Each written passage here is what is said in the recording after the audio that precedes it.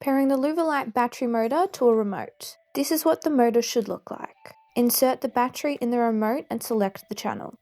Hold the motor button until you get a response. Press up on the remote until you get a response. If there is no response from the motor, you've either took too long or there is no power to the motor. Next step is checking the roll direction to make sure the up button goes up and the down button goes down. If it's going the wrong way, you will need to reverse the roll direction. Search our channel for Louvolite roll direction.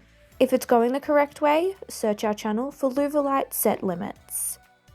If we've helped you, please help us by hitting that free subscribe button to find us easier next time. Won't cost you anything, but will most certainly help us a lot. We're not just a YouTube channel, we are real people making real products. Speedy Blinds is a super quick blinds and curtains manufacturer in Melbourne, and we don't muck around. If you're after a Speedy supplier or have any questions, please get in contact with us and we can do our best to help you.